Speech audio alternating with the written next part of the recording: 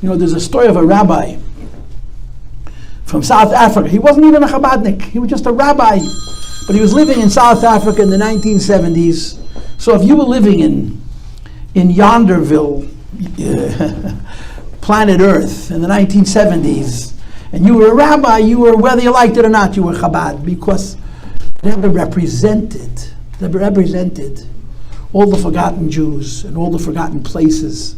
The Rebbe represented any tiny little community that couldn't afford a big macher. As a leader, the Rebbe was their leader. So this rabbi from Johannesburg, South Africa, came to see the Rebbe, and he tells the story himself. And what happened was he lived in Johannesburg. I think he married a girl from there, and he went into business. He did well, made a lot of money. And there was a shul that needed a rabbi. He said, okay, I can pinch hit, I can do that on the weekends. And he turned out to be a pretty good rabbi. So giving a pulpit speech turned into a shalosh shudis, and then one lecture and a second lecture, and one class and a second class. And by default, he became a rabbi, a leader of people. Someone who represented, it's hard to say this, right? Someone who brings God to the people. I'm not going to say represents God. Brings God and truth and wisdom and life to the people. The reason he came to see the Rebbe was because he wanted to retire from his business. He says to the Rebbe, listen, I've made a lot of money, and who doesn't like money, right? But I feel like this is my calling, and I'm split. I'm too disparate. Here I have things to do, I have a business to run, I have people to meet, and I have contacts to maintain or to establish. And here I'm concerned with the community. I feel like this is holy work, and I'm prepared to give up my business to be a rabbi full time, but I want the Rebbe's approval. And the Rebbe told him not to do it.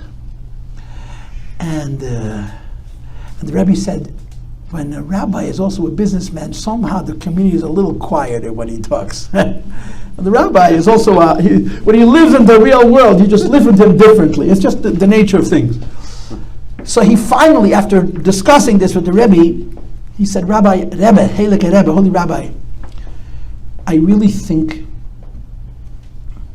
you have too high an opinion of me.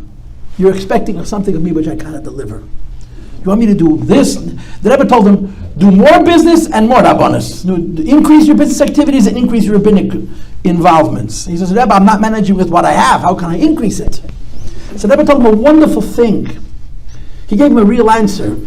The Rebbe says to him, the reason you find what I'm saying impossible is because you imagine your work as a rabbi, as a teacher, as an inspirer, as someone whose role it is to remind people how important the important things are. That's really what it comes down to.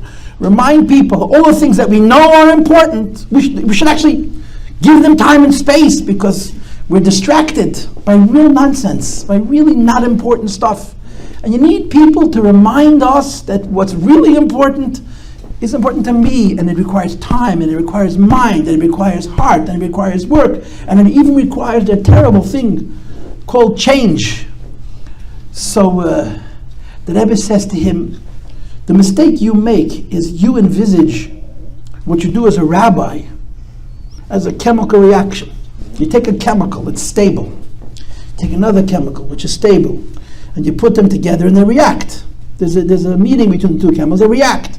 And there's a change, there's a release of energy, there's a change of the form, and then it's done.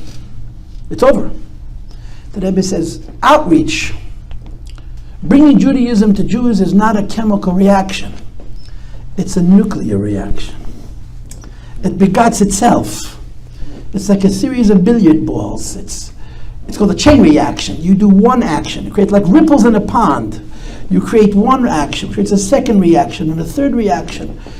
The Rebbe says to them, you have to appreciate that what you do is not only what you do, but what comes from what you do. And therefore, what I'm suggesting is actionable, it's practical. You could do it.